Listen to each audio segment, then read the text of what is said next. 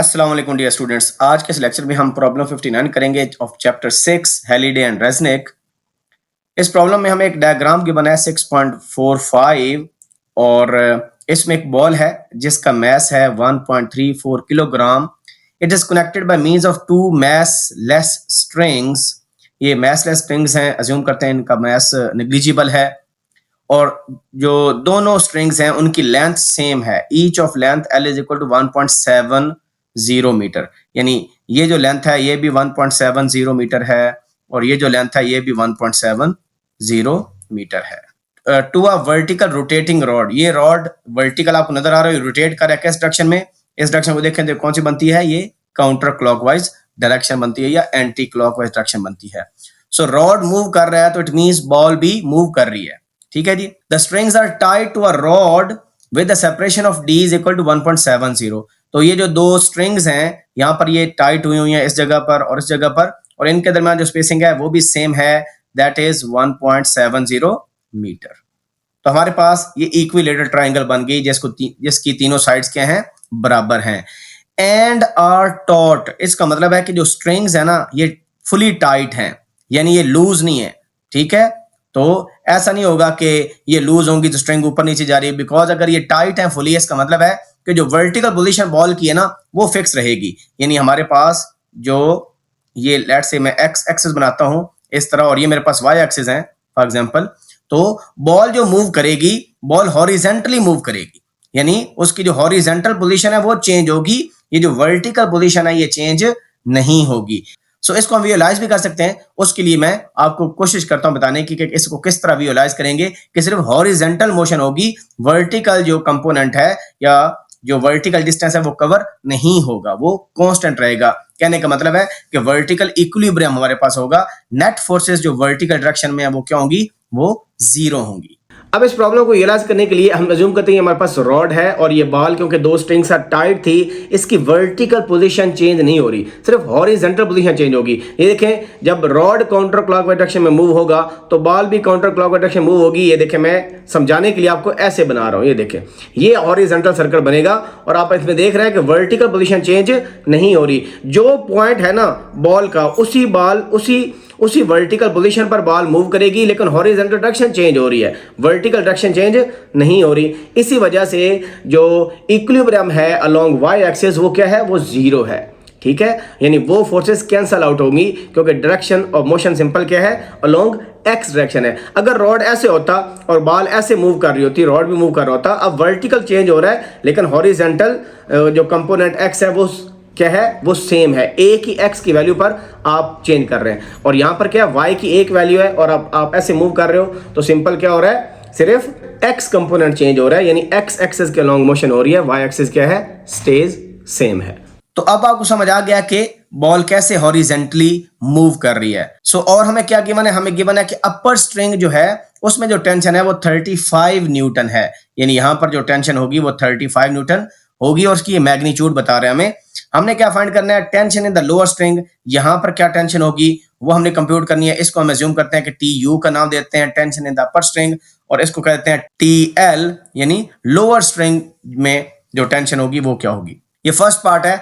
Second part में magnitude of the net force on the ball, इस ball पर जो नेट फोर्स लगेगी उसकी मैग्नीट्यूड हमें बतानी है, और फिर हमने speed of the ball compute करनी है, और लास्ट में डी पार्ट में what is the direction of net force, उसकी डायरेक्शन बताएंगे। ठीक है जी। तो किसी भी प्रॉब्लम को सॉल्व करने के लिए जिसमें फोर्सेस हो, हम सबसे पहले क्या बनाएंगे? फ्री बॉडी डायग्राम बनाएंगे। तो इसके सोल्यूशन के अंदर हम सबसे पहले फ्री बॉडी डायग्राम बनाएंगे। तो फ्री बॉडी डायग्राम बनाने के लिए सबसे पहले हम कोऑर्डिनेट एक्सिस बनाते होते हैं। तो हम अज्यूम करते हैं कि ये हमारे पास प्लस वाई डायरेक्शन है, ठीक है, और क्योंकि आप देखें बॉल यहां पर है, राइट साइड पर है और रॉड लेफ्ट साइड पर है, तो टेंशन भी अगर हम देखें तो टेंशन के कंपोनेंट अगर आप नोट करें तो इसका जो अपर स्ट्रिंग है इसका कंपोनेंट भी इस डायरेक्शन में होगा क्योंकि हॉरिजॉन्टल कंपोनेंट है, और जो लोअर स्ट्रिंग है इसका जो एक्स कंपोनेंट होगा वो भी इसी डायरेक्शन में होगा, यानी टुवर्ड्स लेफ्ट होगा। इसी वजह से हम अज्यूम कर लेते हैं कि हमारे पास जो एक्स कोऑर्डिनेट एक्सिस है वो लेफ्ट साइड पर है। और एक चीज याद आपने रखनी है कि जब मैं यहां पर एक्स लिखूं इसके मतलब है कि ये साइड पॉजिटिव है और राइट हैंड साइड नेगेटिव है। ट्रेडिशनली हम क्या करते हैं, हम इधर x लिखते हैं और इधर y लिखते हैं और दिस इज ओरिजिन। सो ये साइड हमारी पॉजिटिव होती है और लेफ्ट साइड नेगेटिव होती है। लेकिन जब आप कोऑर्डिनेट एक्सिस ऐसे बनाएं कि x यहां पर मार्क करें, सो इसका मतलब है पॉजिटिव x लेफ्ट साइड पर है और नेगेटिव x राइट साइड पर है, और जो पॉजिटिव y है वो अबव है और नेगेटिव y डाउन है। और ये वाला जो पॉइंट होगा, इस पॉइंट को हम अज्यूम करेंगे कि यहां पर बॉल है और इस पर हम फोर्सेस बनाएंगे। और फ्री बॉडी डायग्राम के अंदर जो फोर्सेस होते हैं वो फिजिकल फोर्सेस, एक्चुअल फोर्सेस होते हैं, हम कंपोनेंट नहीं बनाते। तो अगर बॉल ये है तो इसका एक वेट डाउनवर्ड ऐड करेगा, ठीक है, तो ये डाउनवर्ड फोर्स हम लगा देंगे, तो वो वेट किसके बराबर है, W is equal to mg के बराबर है। तो यहां पर आप mg लिख दें, तो एक इस बॉल का वेट हो गया। अब हमारे पास इसके अलावा क्या है, दो स्ट्रिंग्स हैं, अपर स्ट्रिंग और लोअर स्ट्रिंग, तो उनकी हमने फोर्सेस बनानी है। तो वो बनाने के लिए हम जो एक्चुअली ये जो पॉइंट बनाया जिस पर फोर्सेस एक्ट हो रही हैं इस बॉल पर, तो हम क्या करते हैं, टेल यहां पर बनाते हैं सारे फोर्सेस की, और जो हेड है वो उस डायरेक्शन में बनाते हैं जिस डायरेक्शन टेंशन एक्ट कर रही है। तो क्योंकि अपर स्ट्रिंग के लिए बनाने लगे हैं, तो अपर स्ट्रिंग के लिए जो फोर्स बनेगी वो सच लाइक दिस, ठीक है, ऐसे। तो इसको हम कह देते हैं TU, tension in the upper string. और सिमिलरली जो tension in the lower string होगी वो उसकी डायरेक्शन क्या होगी, डाउनवर्ड डायरेक्शन होगी। तो वो हमारे पास उसका जो वेक्टर बनेगा वो ऐसे करके बनेगा। और यहाँ एक चीज इंपॉर्टेंट है कि इसकी लेंथ छोटी होनी चाहिए कंपेयर टू दिस लेंथ। उसकी वजह क्या है, उसकी वजह मैंने आपको बताई कि there is no vertical motion of the ball. Ball horizontal जो है वो आपके पास सर्कल में मूव कर रही है, उसकी वर्टिकल पोजीशन चेंज नहीं हो रही। मैंने आपको जैसे बताया था कि ऐसे ऐसे बॉल मूव करती रहेगी इस पॉइंट के अक्रॉस। तो y की वैल्यू कांस्टेंट है, y की वैल्यू फिक्स है, x सिंपल चेंज हो रहा है। तो क्योंकि मोशन ही है, इसका मतलब है ये जो फोर्सेस हैं टेंशंस वाली और ये जो वेट वाली, इसके जो वर्टिकल कंपोनेंट्स हैं वो कैंसल आउट हो जाएंगे। तो इस वजह से इसकी मैंने ज्यादा लेंथ बनाई, ताकि जब इसका हम वर्टिकल कंपोनेंट निकालेंगे, वो वर्टिकल कंपोनेंट और इस टेंशन का जो कि लोअर स्ट्रिंग की टेंशन TL है, इसका जो वर्टिकल कंपोनेंट है वो डाउनवर्ड एक्ट करेगा और इसका अपवर्ड। तो ये डाउनवर्ड और ये दोनों डाउनवर्ड, यानी 10 TL का जो कंपोनेंट होगा TL साइन थीटा, और ये जो mg है ये दोनों TU साइन थीटा को बैलेंस करेंगे। इसी वजह से वर्टिकल मोशन नहीं होगी। This is very very important. तो ये हमने बना ली फ्री बॉडी डायग्राम, और इसमें यहां पर जो एंगल होगा वो सेम होगा। वो सेम क्यों होगा वो भी मैं बना लेता हूं। वो इस वजह से सेम होगा बिकॉज यहां पर अगर हम नोट करें तो यहां पर इक्विलेटरल ट्रायंगल, हमारे पास इस तरह की ट्रायंगल बन रही है। तो इक्विलेटरल ट्रायंगल का मतलब है कि तीनों साइड्स बराबर हैं। तो भाई अगर तीनों साइड्स बराबर हैं तो हर एंगल कितना होगा, हर एंगल हमारे पास 60 डिग्री होगा। ऐसे ही है ना, 60 डिग्री होगा, क्योंकि ये सेंटर ऑफ रॉड है। तो यहां पर अगर मैं राइट एंगल ट्रायंगल बनाऊं तो यहां पर भी क्योंकि 60 डिग्री था, तो जब मैं परपेंडिकुलर बाइसेक्टर ड्रा करूंगा तो ये भी कितना हो जाएगा 30 डिग्री, और ये भी कितना हो जाएगा 30 डिग्री। तो इस वजह से ये जो दोनों एंगल्स होंगे वो सेम होंगे। थीटा लिखा और ये 30 डिग्री के बराबर है। तो एक तो हमें ये पता चल गया फ्री बॉडी डायग्राम बनाते हुए कि जो थीटा की वैल्यू है दैट इज 30 डिग्री। अदरवाइज आप सिंपली परपेंडिकुलर ड्रा करके भी कर सकते हैं, वैसे भी आप कर सकते हो, क्योंकि लेट से ये क्या होगा, ये आपके पास रेडियस होगा, क्योंकि बॉल जब मूव कर रही है सर्कुलर डायरेक्शन के अंदर तो ये रॉड का सेंटर है, तो ये रेडियस बन जाएगा। इसी तरह यहां पर भी ये क्या हो जाएगा, रेडियस हो। हमें इस थीटा का लेट से नहीं पता कि ये क्या वैल्यू है, तो हम इसको थीटा ज्यूम कर लेते हैं। और लेकिन ये आपको डिस्टेंस का पता है, ये डिस्टेंस कितना है, ये d/2 है, क्योंकि पूरा d है, और ये क्या है l।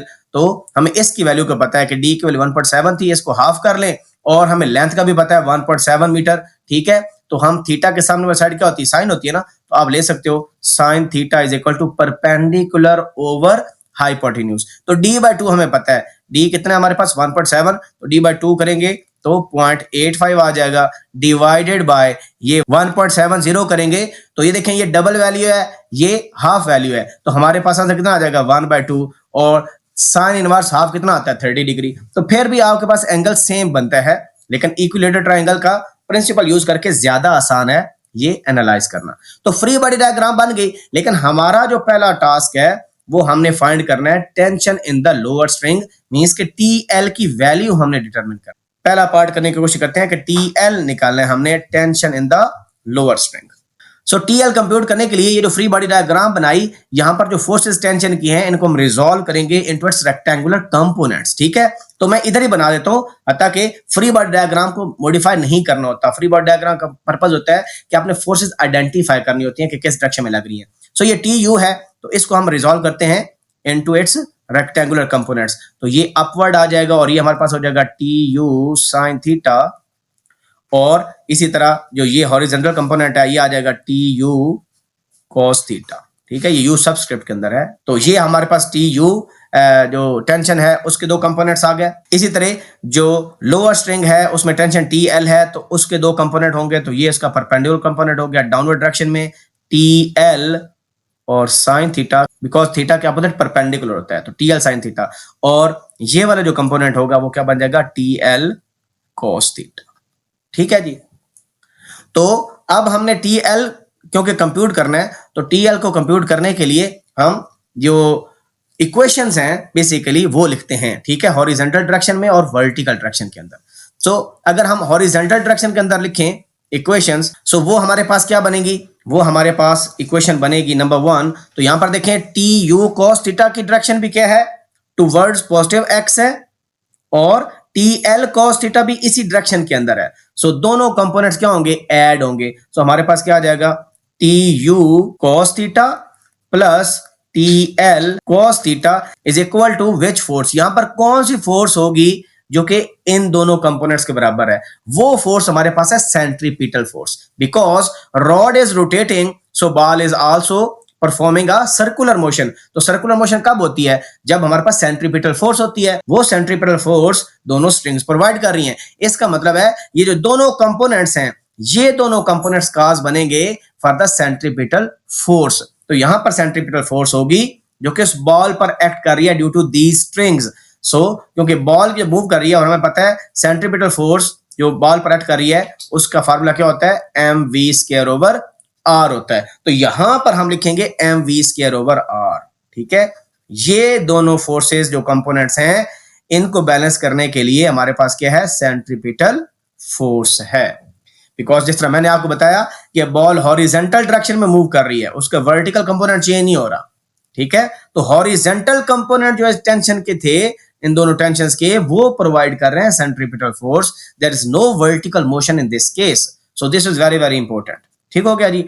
अब हमने ये इक्वेशन निकाली, अब इसमें हम टीएल कंप्यूट नहीं कर सकते। उसकी वजह यह है कि हमारे पास ये वेलोसिटी नहीं है। रेडियस हम कंप्यूट कर सकते हैं लेकिन वेलोसिटी नहीं है। सो अब दूसरी इक्वेशन लिखते हैं जो कि वर्टिकल कंपोनेंट्स की है। अब वर्टिकल कंपोनेंट देखें, ये एम जी डाउनवर्ड एक्ट कर रहा है, ठीक है, और अपवर्ड कौन सा कंपोनेंट है, T U sine theta upward है और T L sine theta downward है। तो इसको हम कैसे लिखेंगे, डाउनवर्ड दो फोर्सेस हैं, टी एल साइन थीटा और एम जी, और अपवर्ड फोर्स है टी यू साइन थीटा। तो जब हम लिखते हैं तो sum of all forces acting vertically must be equal to 0। So upward forces कौन कौन सी हैं, टी यू साइन थीटा, और ये बैलेंस किसको करेगा, ये बैलेंस करेगा टी एल साइन थीटा को प्लस एम जी, क्योंकि ये डाउनवर्ड फोर्सेस हैं, ये अपवर्ड फोर्स है।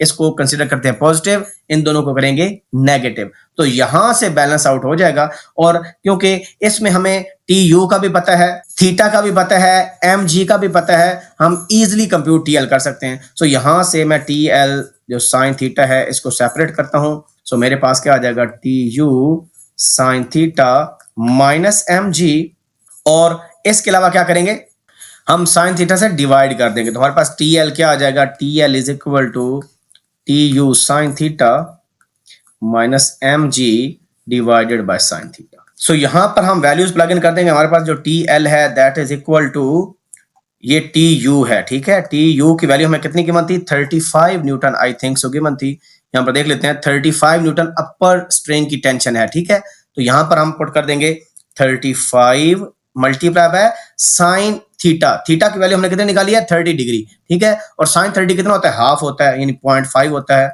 सो माइनस एम की वैल्यू है 1.34 किलोग्राम। या तो यूनिट्स आप साथ लिखते जाएं या एंड पर इकट्ठे यूनिट्स लिखने। मल्टीप्लाई बाय जी की वैल्यू कितनी है, 9.80 डिवाइडेड बाय साइन थीटा कितना है, 0.5। सो इसको अगर हम सिंप्लीफाई करें हमारे पास आंसर आ जाएगा।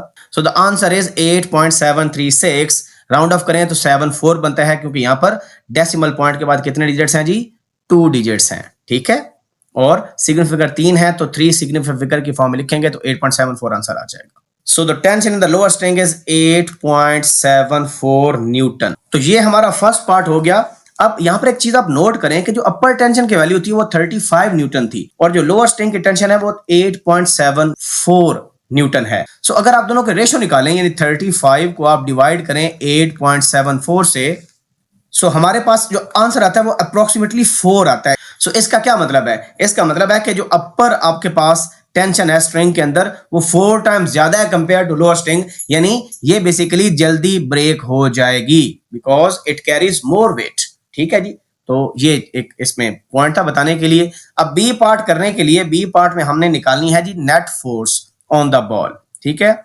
सो magnitude of the net force on the ball.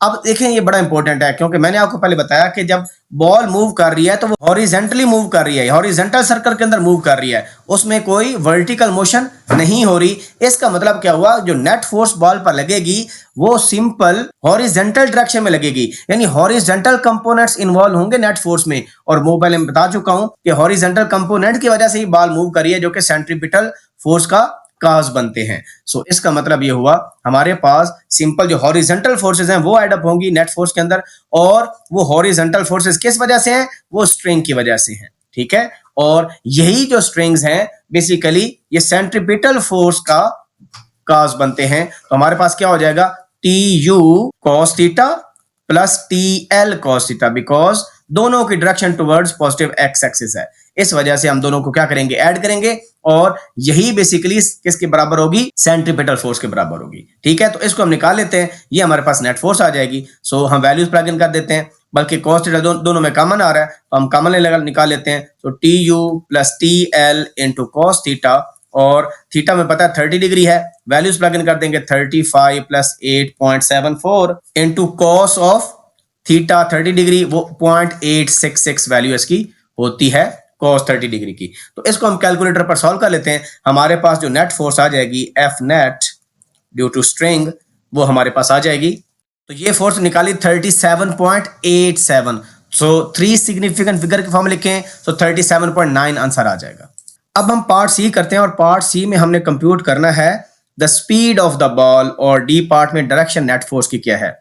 अब जाहिर सी बात है जो स्पीड ऑफ बॉल है, अब आपको पता है नेट फोर्सेस के बराबर है, और ये नेट फोर्स बेसिकली क्या जनरेट कर रही है, सेंट्रीपिटल फोर्स प्रोड्यूस कर रही है, जो कि बॉल को मूव कर रही है ना सर्कल में। सो हम सिंपल क्या करेंगे, इस नेट फोर्स को इक्वल कर देंगे centripetal force of the ball, जो कि M V square by R के बराबर है। सो हमारे पास क्या आ जाएगा जी, M V square over R is equal to F net due to string, क्योंकि स्ट्रिंग्स ही काज है बेसिकली सेंट्रीपिटल फोर्स का। हमारे पास आ जाएगा 37.9 न्यूटन, और इसको हम सिंप्लीफाई करेंगे। सो वी स्क्वायर निकालने के लिए आर जाके मल्टीप्लाई हो जाएगा, और आर क्या है, वो जो सर्कल है उसका रेडियस है। यहाँ पर हमारे पास रॉड है, यहाँ पर हमारे पास बॉल है, सो ये जो डिस्टेंस है ये आर के बराबर है। इसको भी हम कंप्यूट करते हैं। So 37 multiply by R divided by mass. So mass कितना था बॉल का, 1.34 किलोग्राम था, ठीक है जी।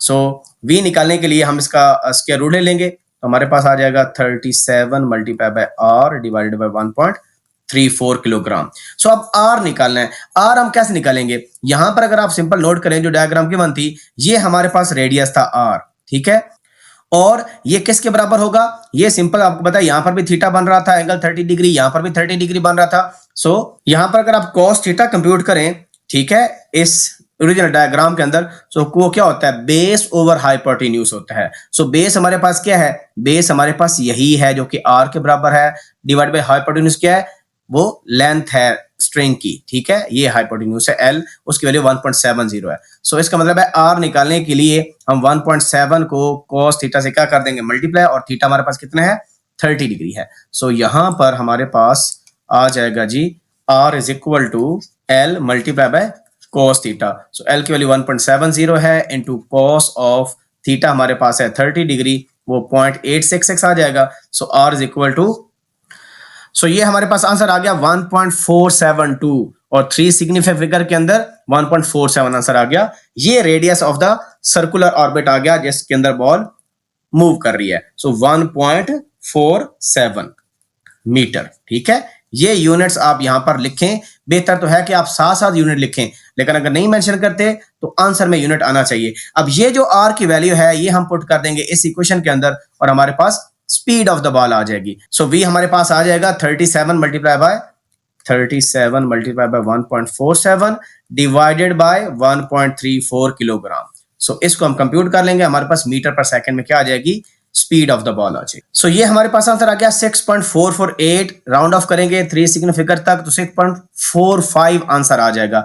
यहां पर एक टाइपो मैंने किया है, 37.9 था हमारे पास जो वैल्यू आई थी पहले, ये वाली जो नेट फोर्स थी 37.9, तो यहां पर मैं सिंपल 37 लिखा, ये 37.9 वैल्यू थी। ठीक है, 37.9। सो हमारे पास जो आंसर आ गया वो 6.45 मीटर पर सेकंड, 6.45 मीटर पर सेकंड, ये स्पीड ऑफ द बॉल है जी। और डी पार्ट में हमने डायरेक्शन बतानी है कि नेट फोर्स की डायरेक्शन क्या होगी। भाई ये नेट फोर्स किस वजह से है, ये दोनों हॉरिजॉन्टल कंपोनेंट्स की वजह से है, टी यू कॉस और टी एल कॉस थीटा। और ये कहां डायरेक्ट कर रहे हैं, क्योंकि यहां पर बॉल है, ये दोनों लेफ्ट साइड पर डायरेक्ट कर रहे हैं, यानी इनवर्ड डायरेक्ट कर रहे हैं टुवर्ड्स द सेंटर। यहां पर सेंटर होगा इस जगह पर। ठीक है, ये बॉल मैंने बनाई तो यहां पर रॉड होगा और यहां पर ये रेडियली इनवर्ड हम इसको कह सकते हैं कि ये जो नेट फोर्स है due to these two horizontal component T U cos theta T L cos theta, इनकी डायरेक्शन होगी लेफ्टवर्ड। तो हम लिख सकते हैं कि ये net force is directed towards leftward. ठीक है, और हम लिख सकते हैं रेडियली इनवर्ड, यानी रेडियली का मतलब है towards the radius of the circle. ठीक है, इनवर्ड, यानी हमारे पास ओरिजिनल जो डायग्राम थी ये वाली, इस डायग्राम में बॉल ये है तो नेट फोर्स की डायरेक्शन होगी टुवर्ड्स द सेंटर होगी, लेफ्ट साइड पर होगी नेट फोर्स। सो मैंने ट्राई की आपको सारे पार्ट समझाने की। कोई डाउट हो please ask in the comment section. See you in the next video. अपना ख्याल रखें। अल्लाह हाफिज़।